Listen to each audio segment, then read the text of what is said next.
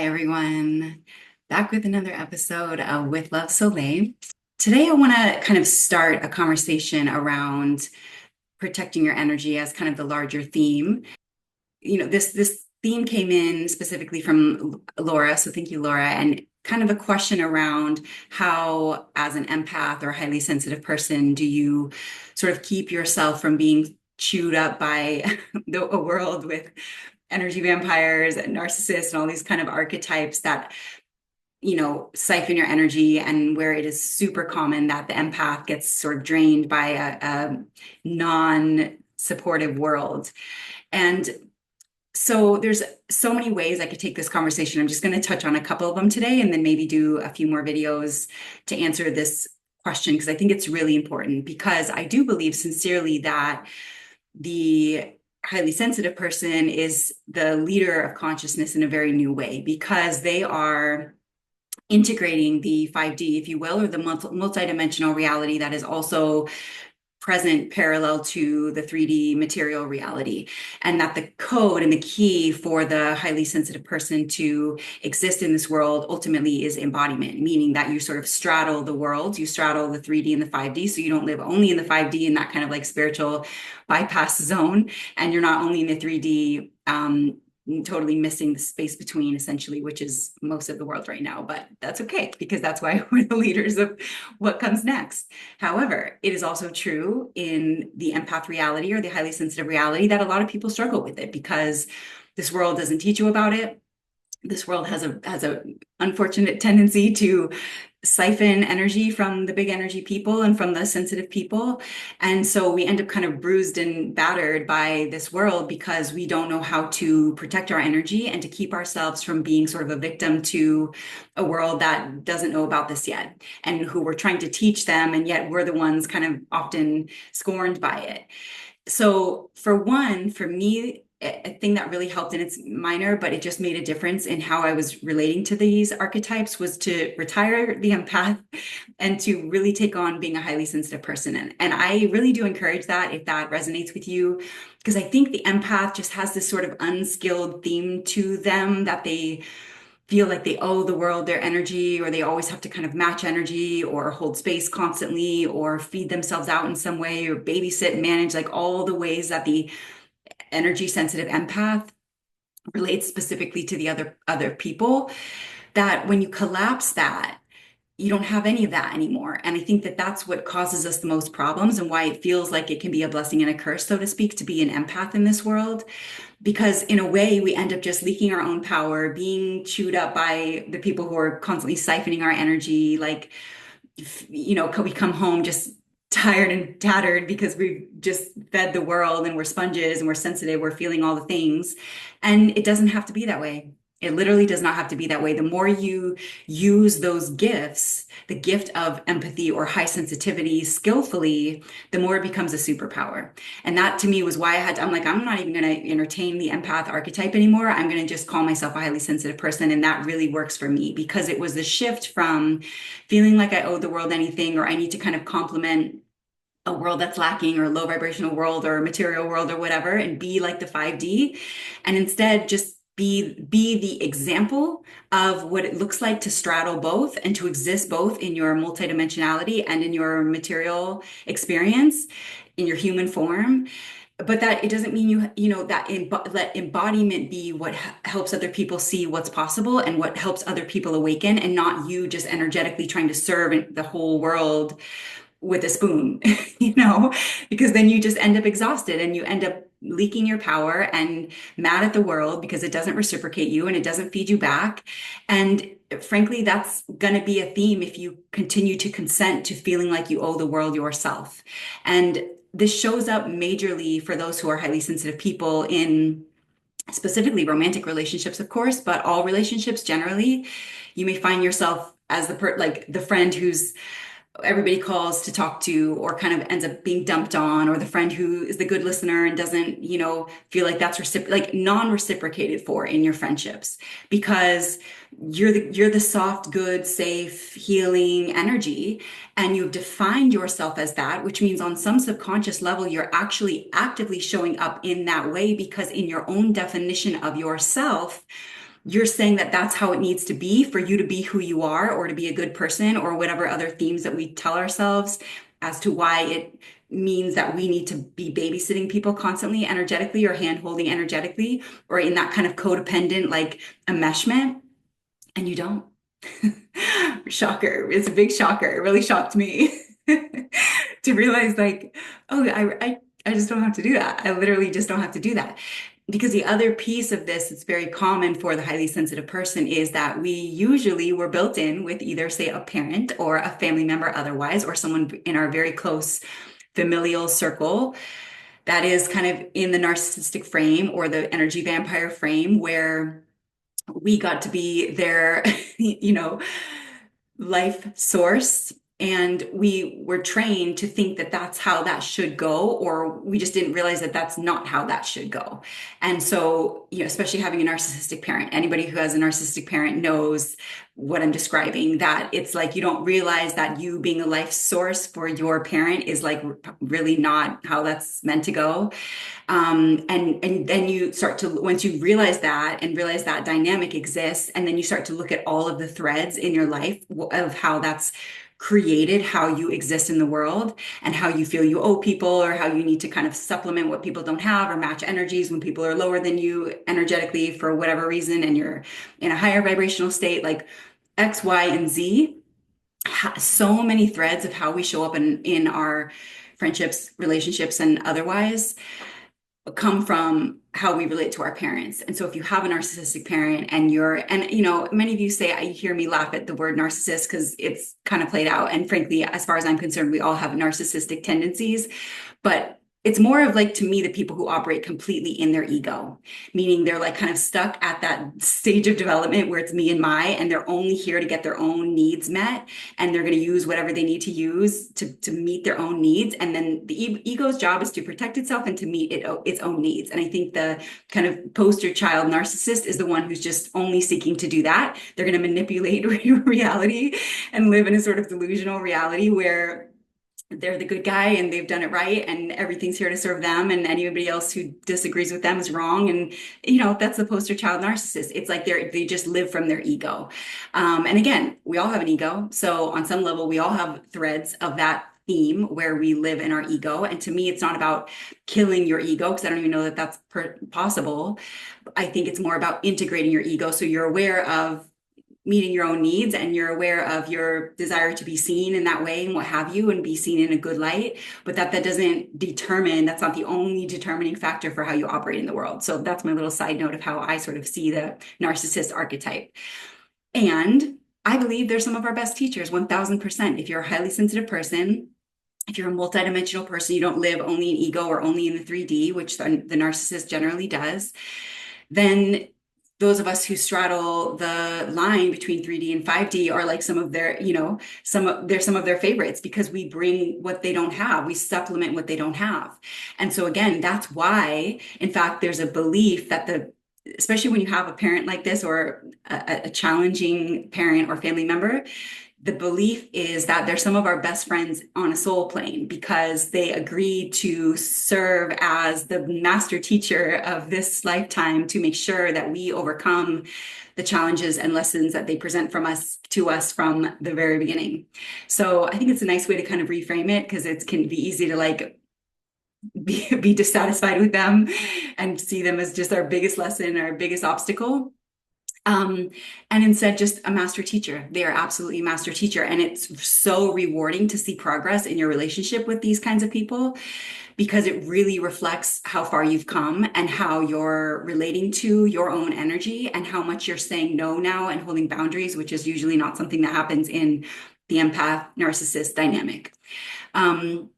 But we also have to look at, you know, of course, when you're a little kid, you don't know, you're not like, maybe I shouldn't be like a life source for my parent. And you're like 6, you know, you just feel like that's okay, I guess. I mean, it seems like the parent is upset again. I should, you know, coddle and do whatever parent the child is parenting, or whatever other themes that plays out. Because with the covert narcissist, you know, they're like more of the victim. So you feel like you have to kind of help their reality. And that is like the master code for those of us who are highly sensitive people, because we have it, and because we have the hyper awareness of like being in tune with other people and the world at large. Then we can feel when someone's, lacking, if you will, or at a lower vibrational state. And it can be easy to feel like we need to supplement that. And going back to then how we define ourselves, if you define yourself as an empath, or you define your being a good person in that you help other people, you got to really look at what boundaries you have around that. Because if helping other people means always draining yourself or letting yourself be siphoned or drained, is that even helping? You got to look at that. And trust me, I had to learn these lessons the hard way too. So I fully get it.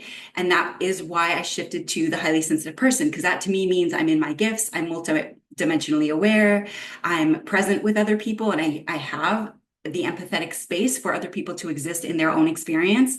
But it doesn't mean I need to fill the gap. If I'm at a higher vibrational state and they're at a lower vibrational state, it's not up to me to come down. It's not up to me to supplement that gap. It means that they can be there and I can be here and we can even coexist. And that doesn't mean that we need to meet in the middle. It can just mean that they can go through the experience that they're going through while I stay where I'm at, and I can hold the space for them and we can still share space, but I don't have to lend myself out constantly, And for me, the theme was like, I know my work and self as a healer, and definitely, vibed with the empath title for a very long time. And also like what I thought made me a good person was the fact that I like have overflowing energy and I'm a bright light and I feed the world and I'm like, the star of the show constantly and energetically, meaning like I'm always spoon feeding everybody. And I'd come home just pissed and tired and I couldn't figure it out. And I would always get burnt out in friendships. I would often get burnt out in relationships. Like I had so many moments of like even a longer standing friendships where I'm just like, I know I'm never going to talk to this person again, because it was so far out of balance that there was like nothing that could be said or done to set it back into balance. And part of that was me. That's the thing. When you're giving energy, when you're nurturing, loving energy, you have to have your own boundaries for yourself, because you can't just be mad that people don't show up like you. And you can't just be mad that people don't reciprocate you, because many people won't. And you have the option to decide if those are the people you want around you and to kind of choose proximity based on those who do reciprocate you, because there certainly will be people who can reciprocate you. It just may not be exactly in the ways that you exist, because we're still far and few between. We're the leaders of consciousness for a reason. We're also gravely misunderstood and have no even context in this world at all. People start talking about averages and all these things and I'm like, that doesn't apply to me. Because we don't live in their averages. We don't live in the norms. We don't live in their society at large in the way that society exists. We've essentially escaped the matrix vibrationally. And so now, like, eventually, I do believe that the world will catch up, consciousness will catch up to like there being something to this. And that slowly there's just going to be this dissolving of the matrix, because as you vibrate out of it, you live in a completely different reality. That's the new world, the new paradigm that I talk about often. It's not like we need to come out with our hammers and shovels and like build new buildings. We need to move different. And we need to be able to incorporate the 5D into the 3D reality, because right now it's woo-woo, like that's where the world is at, still calling like multidimensional talk like woo-woo. And like, that's great, guys, cool. And we're going to still do that, because the truth of the matter is that that's what's missing in the 3D reality is the 5D truth and the space between and the measuring of moreness and the godliness that exists in that way, and our ability to create our own realities through the quantum field and such. And so we're going to do that, and we're going to live in that truth and that reality, and we're not going to be a victim to that. Because I think that's one of the things with the empath is they just end up a victim to this world and a victim to themselves and a victim to their gifts. And I get it. I was that way too. And at some point I was like, no, not anymore. Not anymore. We're not going to do that. That's not helpful. It's not helpful in any way. It's not helpful to us. It's not helpful to the world, because it just means you're overextending yourself and you're hyper available, and you don't have to be. So that comes back to, how do you define being in your gifts and being a contributor to the world and facilitating the awakening of humanity? As many of you hear me talk about my own mission, I use that theme, and I've had to fine tune what that looks like and how that means that I show up, because that doesn't mean I have to be like the place where people always emotionally dump, or the good listener and nobody hears me talk, or X, Y, and Z, all the ways that I would get mad at the world. It means that I get to have boundaries too, and I get to have my space too, and I get to share as well. And I don't have to just be the safe space for everybody else where I hardly exist. And so you have to take off the definitions and limitations that you place on yourself by defining yourself in some particular way, which then underwrites how you exist in the world and in relationships, and how overly available then you become to the energy vampires and the narcissists, because we're their favorite like sources of siphoning.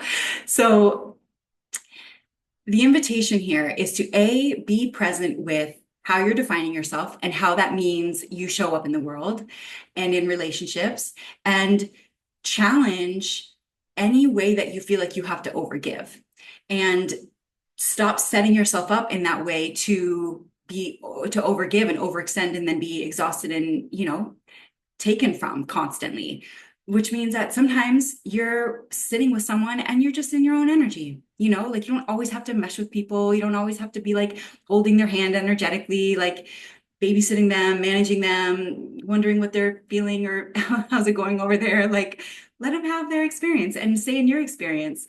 And no matter what, being a high vibrational person means you'll be kind of overflowing into the reality around you and glowing and sharing your experience in that way, but you don't have to overdo it.